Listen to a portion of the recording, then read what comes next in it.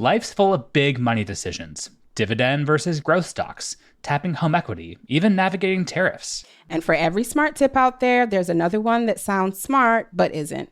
That's where NerdWallet's Smart Money Podcast comes in. I'm Sean Piles, a certified financial planner professional. And I'm Elizabeth Ayola. On NerdWallet's Smart Money Podcast, our finance journalists do the homework so you can make confident wealth-building moves. Whether you're building your portfolio or protecting it, we've got the facts and a little fun along the way. Follow NerdWallet's Smart Money Podcast on your favorite podcast app.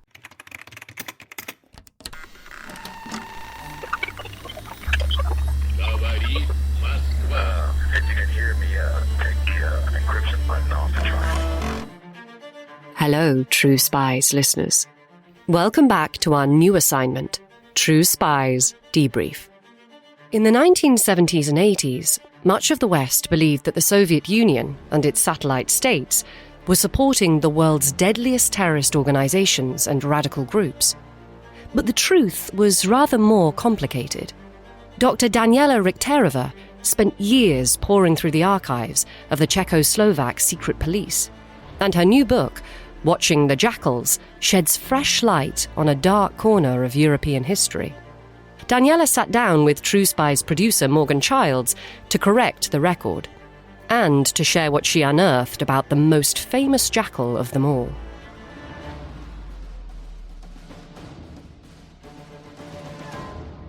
Daniela, as interested as I am in the new book, I'm particularly interested in how you went about writing it, how you went about researching it, and especially because we've talked to so many researchers and journalists who've had a really difficult time gaining access to intelligence archives in the UK, where you're living now.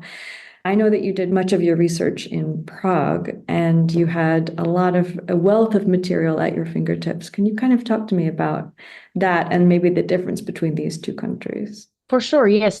Thank you so much for having me. Yeah, so I mostly worked in archives in Prague, in 3 different archives. One is the National Archive, where most of the Communist Party files are kept. So this is where you'd have conversations between President Husak and Yasser Arafat of the Palestinian Liberation Organization, the PLO, and various other documents documenting especially these official visits. Then the second archive I worked in is the Ministry of Foreign Affairs archive in the beautiful Chernivtsi Palace. And there you would, as you'd expect, you have documents documenting official foreign relations and foreign policy meetings with various Arab partners, but also with various Palestinian groups. But I think the heart and soul of the book is the Security Services Archive, the ABS archive, which is, I think, has its HQ in Prague, but has branches all over the country. And this is where the files of the former State Security Service, so basically the Czechoslovakia's domestic and foreign intelligence services archives, are kept.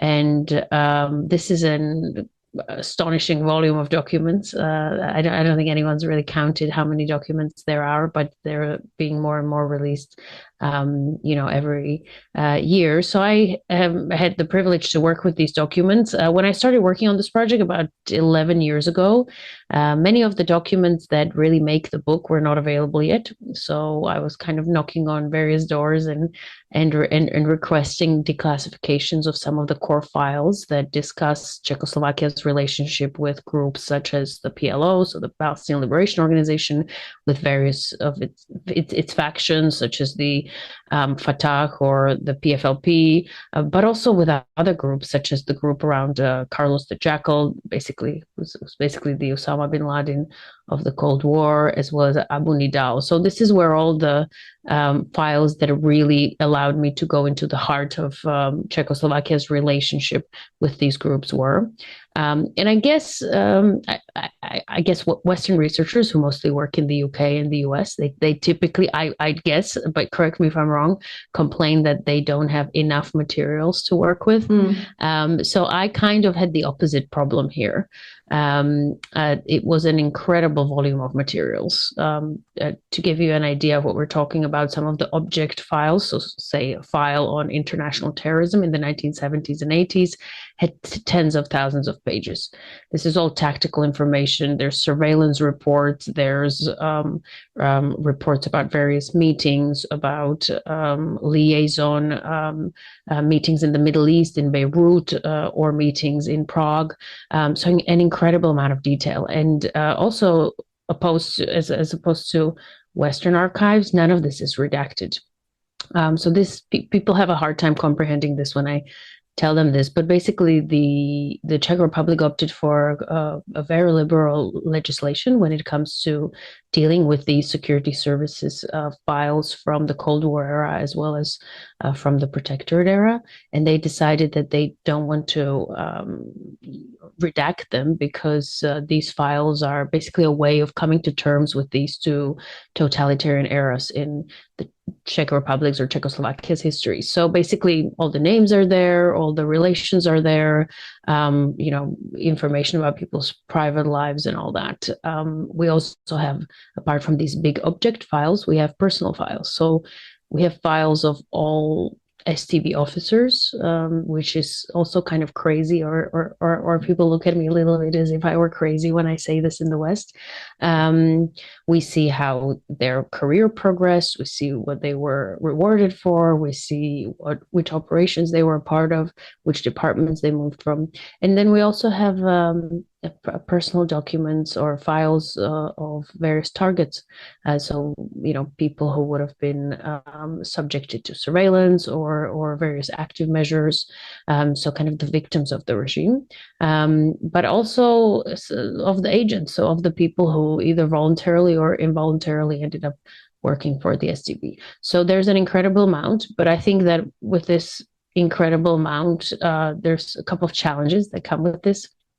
One of the challenges is how do you handle all of this very private information? And I think that puts extra pressure on us as researchers to really only reveal the stuff that's important for the story, and maybe not to reveal bits of people's lives that could embarrass them, but don't really have any significance for the overall argument or the story.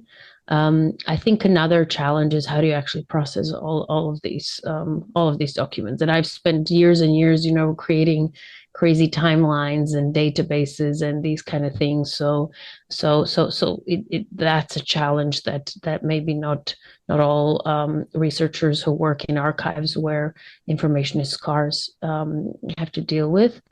And maybe the last thing is, I don't want it to seem like there was no destruction of documents or that no documents are withheld. There is some of that as well. There was kind of routine destruction during the Cold War when, the service just, decided that it doesn't need massive files from the 1950s from its residentura in Tripoli, Libya. So we destroyed them, or some of the documents were destroyed at the end of the regime. I'm told that there were quite a lot of barbecues that were being had, or barbecue-like fires that were being lit around the time of the Velvet Revolution, when in officers 89, of 90. Yeah, exactly, when officers of the STB were burning documents. So I've experienced this as well, especially with personal files of people who would have collaborated with the regime. So there's that as well. And some documents, again, especially personal documents, personal files, several of them, which would have been relevant for the book, are still withheld, are still classified. But all the big files, actually, all of that was declassified over the past 10 years. And it's really given me a very kind of wealthy ground or broad spectrum of documents to work with for the book. Yeah, and it really has lined up perfectly with the timing of this project, as I understand it. Yeah, it was. If I didn't have all the core documents, I'd have to knock on more doors and would have to wait a bit more. So let's just say I was at the right place at the right time, and also I think the archive and related authorities were quite happy to declassify some of these files and to really show this thus far dark or obscured corner of Czechoslovak and Middle Eastern history. Well, let's talk about the book. I think maybe first we should begin by sort of defining our terms. The book is called Watching the Jackals, and I'd like to hear you say a bit about how you chose that term, the jackal, and what it refers to. Yeah, so I called the book Watching the Jackals because this was always going to be a book about Czechoslovakia's relationship with various Middle Eastern terrorists and revolutionaries, but I didn't want the title to, sound too academic or too difficult. So it could have been conducting surveillance on violent non-state actors, but I decided to go for a slightly more catchy title for a number of reasons. One of them is that actually when I was studying these violent non-state actors, I realized that they reminded me of the main character in Frederick Forsyth's The Day of the Jackal, famous book that came out in the early 70s, and that's now going through a revival because I think that there's a television show with Eddie Redmayne. That's right. That Frederick Forsyth is also co-producing, which brings back this story. And that main protagonist, who is called the Jackal, he reminded me of a lot of these actors. He attacked high-profile targets with much precision, and he was feared by various powerful governments, and that's exactly what the Jackals in my book did, and how governments responded to them. But I also think that in many ways they were a little bit like wild jackals who typically attacked in packs, also chose their targets with much precision, and were quite territorial about their aims and causes, much like these revolutionaries and terrorists I write about, who either wanted to secure statehood or had a certain ideology that they were looking to fight for or highlight. So that's how I came about this title. And I guess watching, and I think we will discuss this a little bit later, the STB adopted a number of approaches towards these jackals, but whether they were their allies or whether they were their foes, they always watched them. So they were kind of all of their approaches were surveillance based, and they activated all of their surveillance mechanisms in the 1970s and 1980s to understand these new actors who reached out to Czechoslovakia and who started coming to Czechoslovakia in the late 1970s. Mm. So you write in the introduction of the book that the book is a response to a kind of call for a more global and less superpower centric Cold War history. Could you talk a little bit about what you mean by that? Yeah, for sure. I mean, maybe I'll just ask you quickly in the beginning. In most of your interviews or most of the episodes you guys have, how many are about non-superpowers, or how many are about these small middle actors? Well, you've called us out. I don't have those numbers in front of me, but I'm blushing. No, I mean, it's not about numbers. It's just we all struggle. I teach intelligence at MA level at King's College London, and we do mostly focus on the big intelligence players, on the traditional big intelligence players, on the UK, the US, Soviet Union, Russia, France, or others, because that's where most of the sources are. That's where much of the interest is. So I think the book was kind of a call to shift our attention from these, and to look elsewhere and to look at intelligence more globally. And basically, I wanted to kind of present a story or a write a book that wasn't going to focus on these key players, but was really going to go into the heart of decision making in one of these small medium powers, and by that to show that they made their own foreign policy and national security decisions, and that they exercised their own agency and kind of had their own interests. I also wanted to show that I think we need a slightly more nuanced portrayal of some of these actors, because we often tend to look at the Soviet bloc and think these guys all agreed with the same ideology, so they probably behaved the same way, they made the same foreign policy choices, they had the same concerns. But in the book, I try to highlight how Czechoslovakia was not always on on the same page with its ideological brothers and sisters in, say, East Germany or in Hungary, or how it sometimes got a bit upset with Moscow, or Moscow got upset with them. So it's also a call to look at the Soviet bloc as not like a homogeneous alliance, but one that has quite a lot of diversity, and there's different interests and motivations among the players. And then what I also wanted to do in the book, and obviously not the only one who's doing this, there's quite a lot of fantastic authors who have written about the Soviet bloc's relationship with various African states, or Czechoslovakia's relationship with various African states, who have tried to kind of deliver a more colorful and realistic portrayal of some of the key actors of the Cold War who didn't sit in Washington or Moscow, but say these various non-state actors. So my goal here was to, again, not kind of throw everyone into the same basket and suggest that all the Palestinian Jackals or violent non-state actors were the same, had the same motivations. The goal was to really show their diversity and how controversial they were often for the Czechoslovaks, how those feelings changed, how sometimes Czechoslovakia was very happy to host Arafat, and the Czechoslovak president Gustav Husak was hugging him and kissing him, with and showing a lot of affection. But at other times, they got really upset with Yasser Arafat because of some of the political decisions he made. So the book is kind of a call to look at the Cold War from a broader perspective, to maybe take us out of Washington, take us out of Moscow, and look at what these smaller size actors, states, but also non-state actors did. And it's a part of a broader call that I think international historians have been answering over the past decade or so.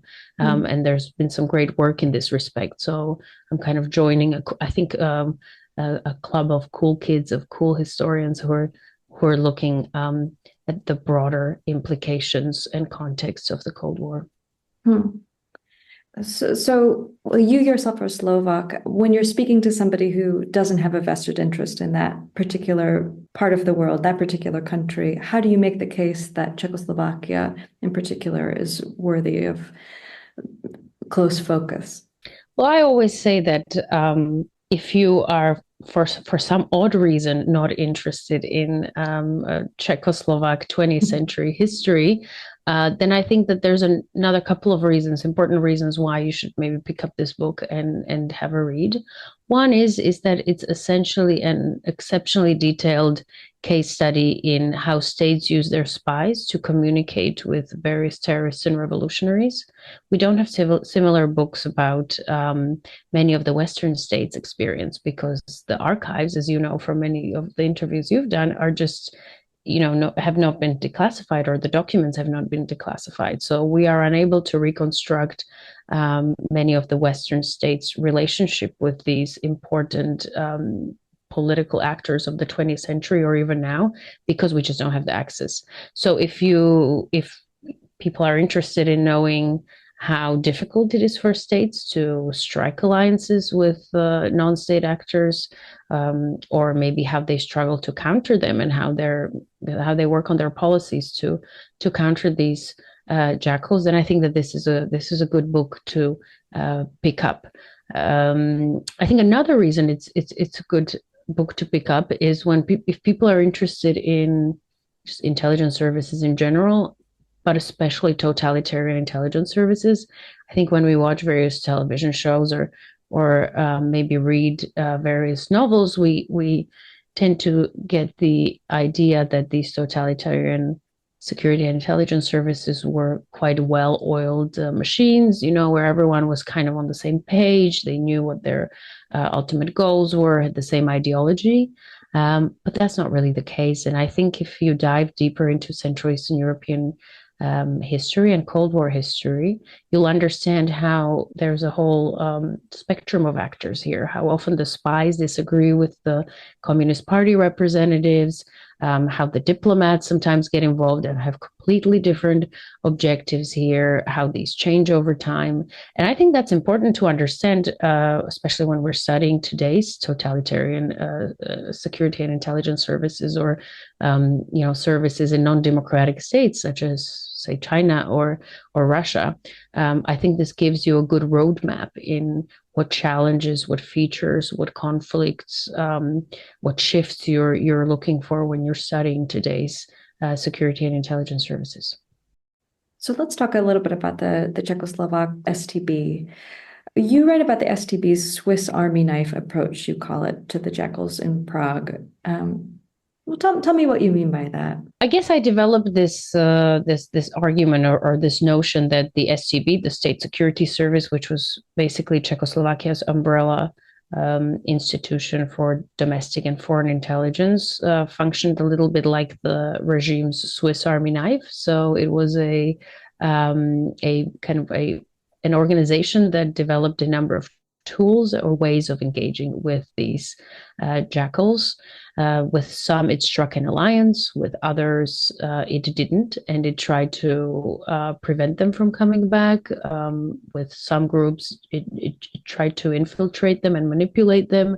And with some, only handful, but still some of these jackals, it turned to oustings, and it decided to oust them. So over the course of the 1970s and 1980s, the STB developed this multi-tool approach towards the jackals. And I thought I'd highlight this because when I started working on this project, many of the people who I talked to in the beginning said, Czechoslovakia supported all these terrorists. They were terrorist supporters. And frankly, this is what many people in the Reagan administration thought in the early 80s. His head of CIA, Bill Casey, his Secretary of State, Alexander Haig, they all thought that the Soviet Union was kind of coordinating with its allies in the Soviet bloc an international support network for all of these violent non-state actors during the Cold War, these various terrorists and revolutionaries, including many of these Palestinian groups I write about. And when I dived into these extensive Czech archives, I found that that was not really the case, that there were some groups that Czechoslovakia aligned with and created basically a strategic alliance with, and trained in various intelligence methods and gave them arms. But there were many groups that it didn't do this with. So I think one of the big findings of the book is that despite the fact that we thought that this totalitarian service functioned, very monolithically, and basically was happy to support any violent non-state actors who were, unfriendly to the West, and who they shared this enemy with. Ultimately, this wasn't confirmed by those archives, and we see that, much like many other services in the West, that in many other countries, Czechoslovakia had allied with some but countered others. Could I ask you to speak a bit about Alexander Haig? And I don't know, I'm the wrong age to have internalized that piece of history, but the way that the narrative was set decades ago.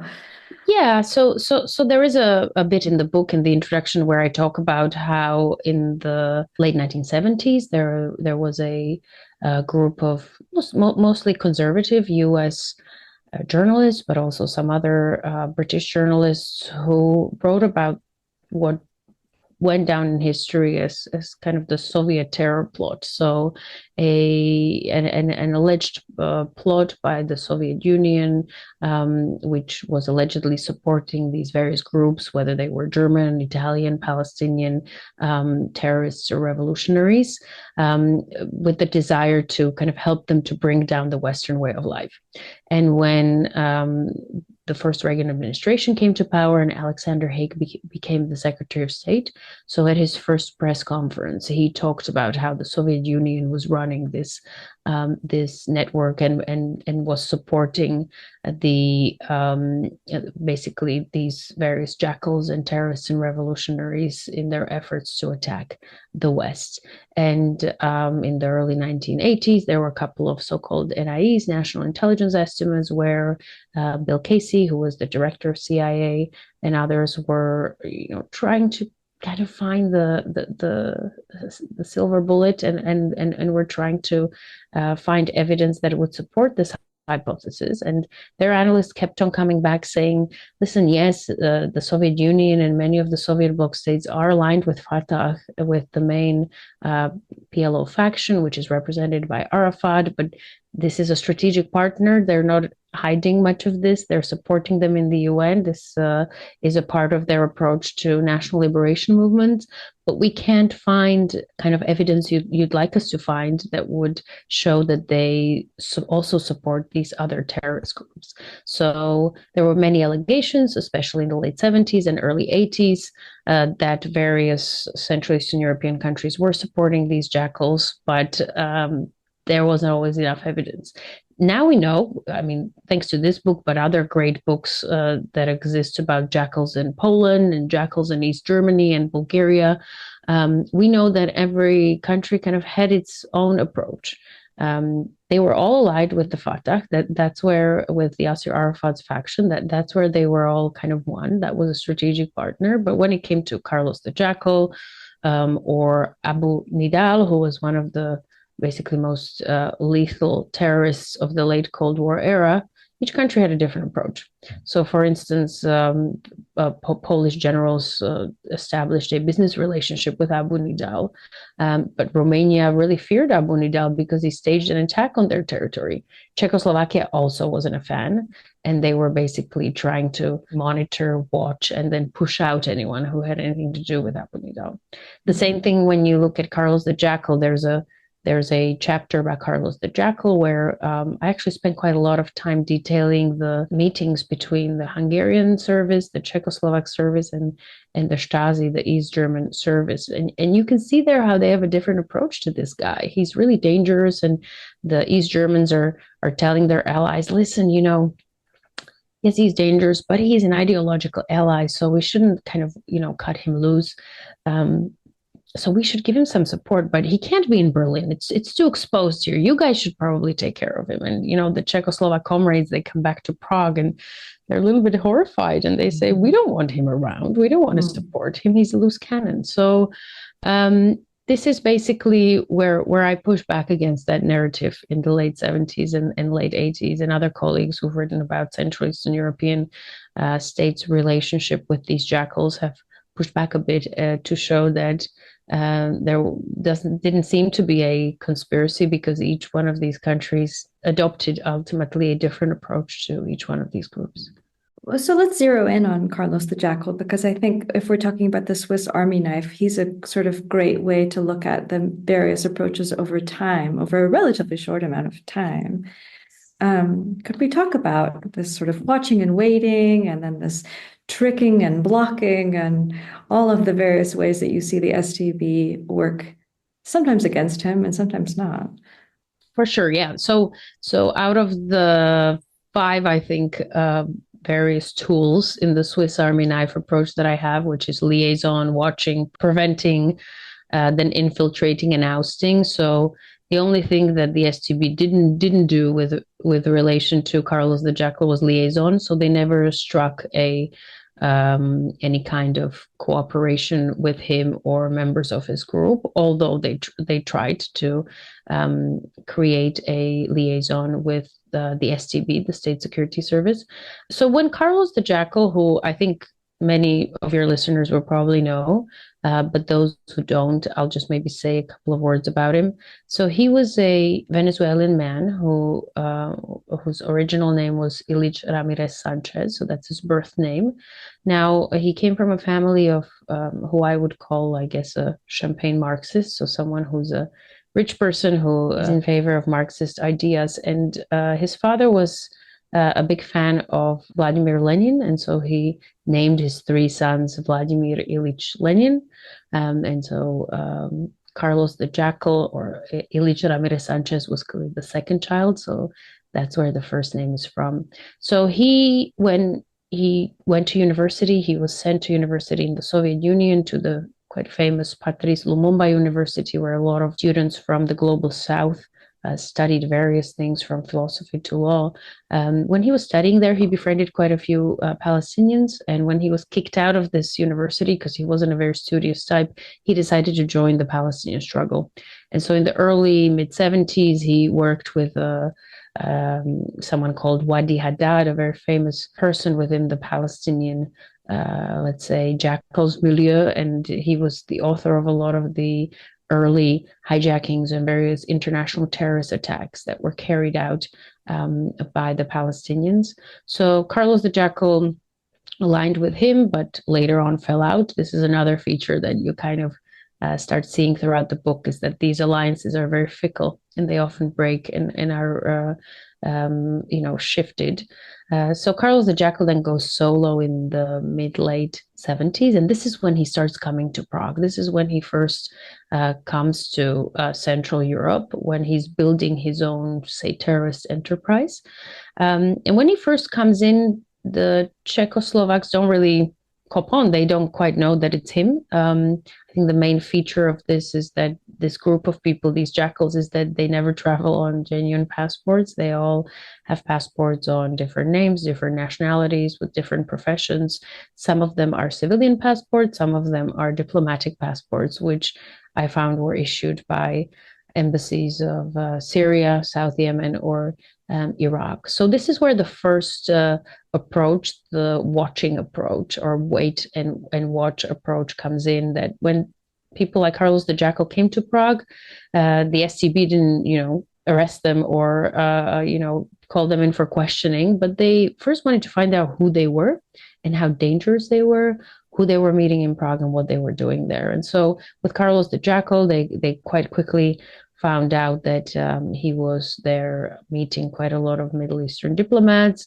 He was there to do some business with them, but he was also there to just kind of, let out steam. He was buying quite a lot of crystal and guns and, all the other fun stuff that tourists in Prague do. We might mention also that at this time, Prague was a relatively liberal place, allowing foreigners in, isn't that right?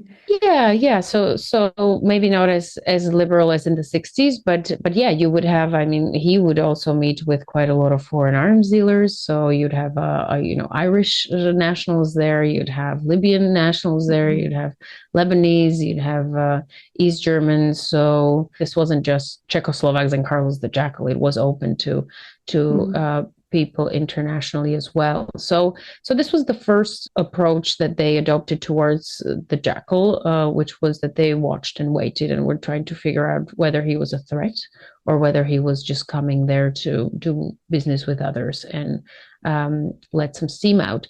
And gradually they realized that he was probably not there to attack any Czechoslovak targets, but they still didn't like him. They said literally in the documents that he was arrogant and that he was kind of ostentatiously walking around Prague. And that's not what the STB wanted. That's not what the Communist Party wanted. They didn't want basically the Osama bin Laden of the Cold War seen walking through Wenceslav Square or through, one of the iconic bridges in Prague. So that's why they gradually shifted to another approach, which I call prevent and block. And so they put Carlos and many of his associates on basically what was Czechoslovakia's PNG list. So as many identities as they knew about were put on this PNG list, and they were hoping that next time Carlos turns up with the same passport he or one of his associates used, that they could kind of stop him on the border. This worked a little bit, but it turned out not to be a very effective tool. There is one scene actually where Carlos and his partner Magdalena Kopp, who was from the one of the German terrorist groups, so they come to the Czechoslovak embassy in Sofia, Bulgaria, to request visas to come to Czechoslovakia, and they are refused this because their names are on this PNG list. And the poor person who delivered the news was shaking and was really worried that they were going to stage an attack or attack him personally because they weren't provided these visas. Allegedly, Carlos got really upset. Ultimately, they walked away, both Carlos and his partner, but they did make it to Czechoslovakia again. So they basically just changed their passports and returned back. So Czechoslovakia was ultimately not very successful in preventing or blocking Carlos and his associates from coming back. It didn't quite manage to infiltrate Carlos, although this was one of the tools in the Swiss Army knife approach. It was more successful with infiltrating the Abu Nidal organization as well as the Fatah. With Carlos, it obviously ran a number of agents within the so-called Arab Agentura, so the kind of agent network. And there were a number of people who they were in frequent contact with, who spent time with Carlos in, wining and dining at various locations. But he didn't quite manage to, figure out what his, next steps are, what his plans are, if he's planning any attacks in the West. So this approach also wasn't very effective, and didn't help them, especially to push this guy out. And, in the early 80s, as Alexander Haig and Ronald Reagan came to power, there was also increased pressure on these states, on these Central Eastern European states, to not align or to not allow these kind of actors to come onto their territory. Now, they didn't know that these states were struggling with keeping these guys out, but there were a couple of meetings in the State Department where some of the US diplomats basically sat the ambassadors of Czechoslovakia, Bulgaria, or East Germany down and said, listen, we know these guys come to your countries and you need to stop this. Otherwise, there's no way we'll be improving our relations. And so I think Czechoslovakia is feeling this heat in the early 80s, especially in 82. And that's when it starts adopting the last and quite important tool from this approach, and that's oustings. And it doesn't oust these jackals lightly. It really chooses carefully who it kicks out. It's very worried about blowback. It knows these are very well trained, mostly men, that they have killed before, that they have shot police officers, that they're armed, and that they have a support network in Czechoslovakia, mostly the various intelligence and officers and diplomats who are based at the Middle Eastern embassies there. And so they only do this a handful of times, actually, but they do graduate to oustings in 1982. And the first ousting is of someone called Abu Daoud, who was one of the commanders of the 1972 Munich Olympics massacre. And one of the most dramatic oustings was that of Carlos the Jackal. And his last visit to Czechoslovakia was in 1986. He came there with this partner who I mentioned before, Magdalena Kopp, was quite heavily pregnant at the time.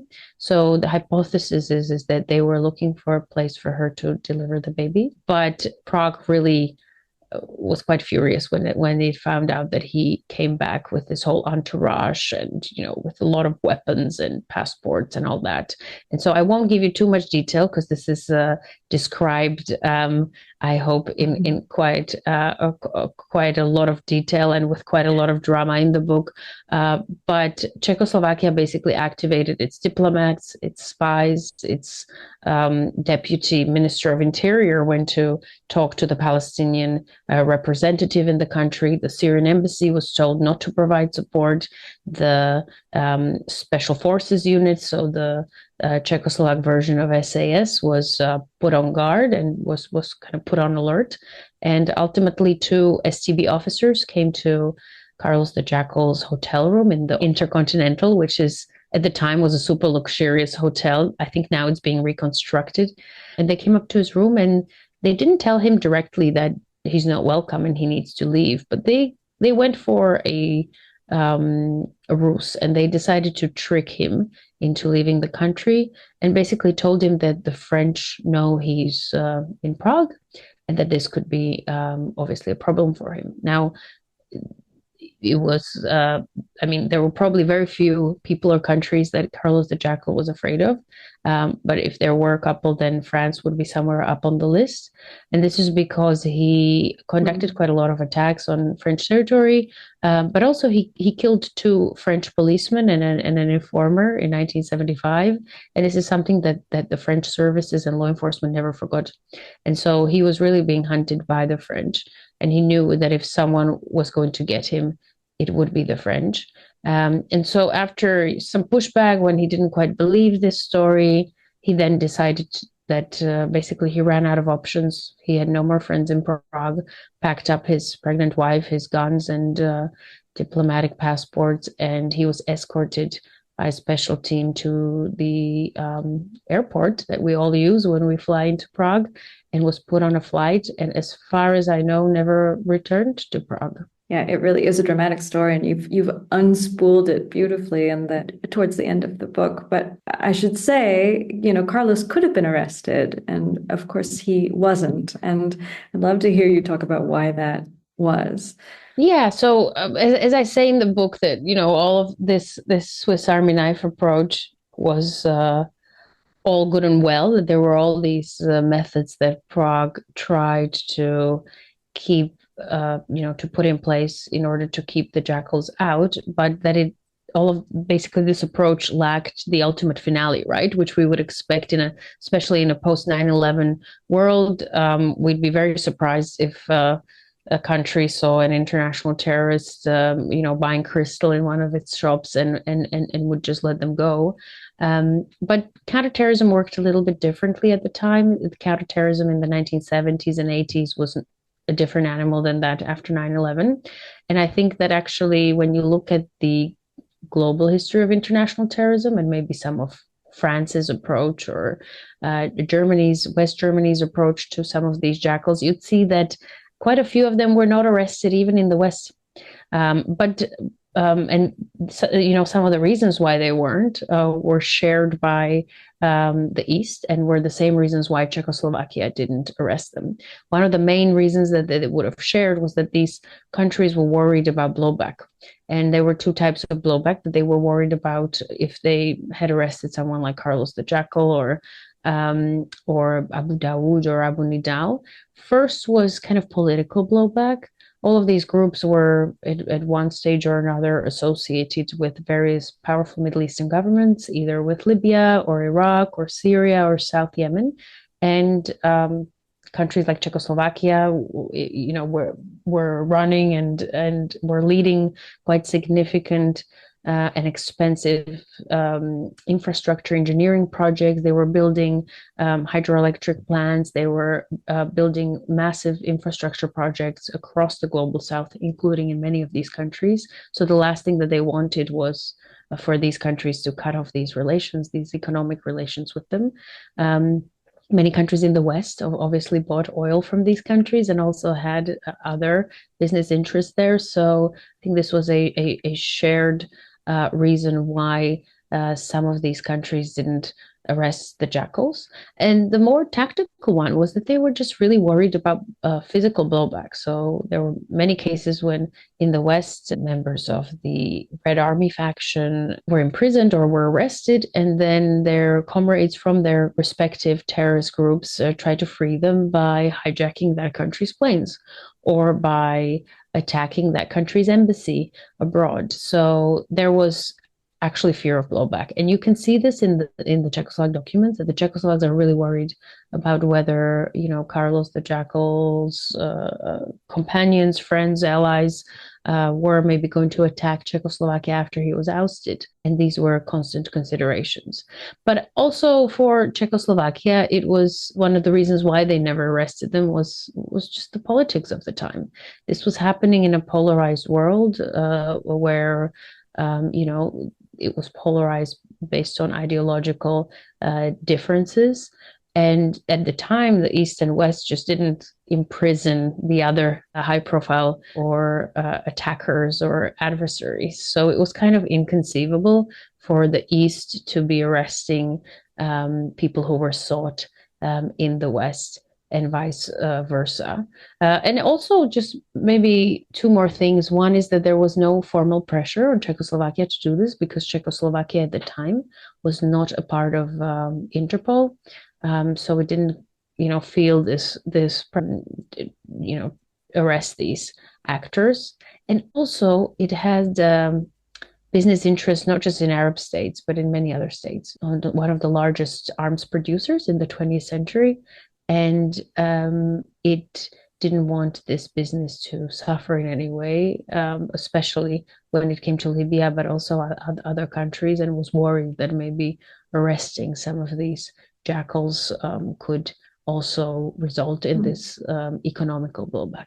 Well, so this begs a question about the present day, I think. I mean, you obviously make the point in the book that when we look at the last couple of decades of the Cold War, we're really seeing this kind of trend of this increasing clash between security states and non-state foreign actors.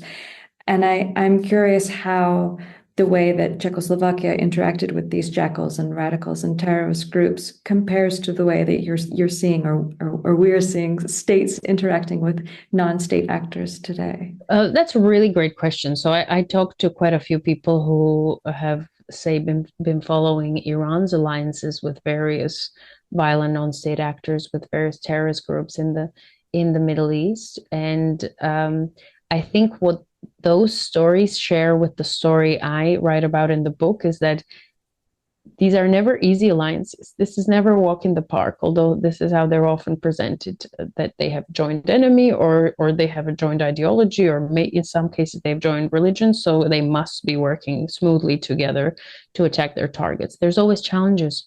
And I think the challenges that we see in the book are present in today's alliances with the Jackals of today as well.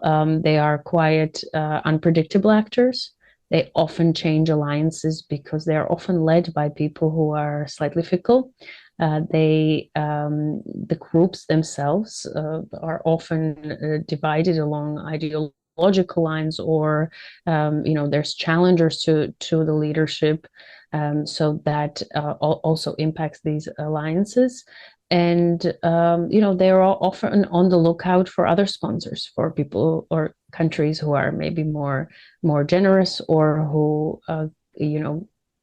put less pressure on them, or who maybe give them a more free reign. So one thing that we see in the book is that Czechoslovakia often drew red lines and didn't want to let their liaison partners go further than it would want them to go. So, for instance, the Palestinians suggested that they could stage some assassinations or kidnappings for Czechoslovakia, and Czechoslovakia had to draw those boundaries quite harshly. And I think that with some states, we might also see that today, is that the non-state actors are often willing to go further than the states because they don't have the same reputational risk concerns as some states do. So in other words, if you're a leader of a slightly rogue state listening to us today and you want to align with violent non-state actors, this is not going to be an easy ride. And the book tells you in what ways this is so. Thank you so much. It's such a pleasure to talk to you, and it's a really great book. Thank you so much. Thank you so much for tuning in for the debrief. We're so happy to have you along for the ride. More debriefs are available exclusively to SPYSCAPE Plus subscribers. You'll also be able to access other premium series, like The Razumov Files, our ambitious retelling of Joseph Conrad's Under Western Eyes.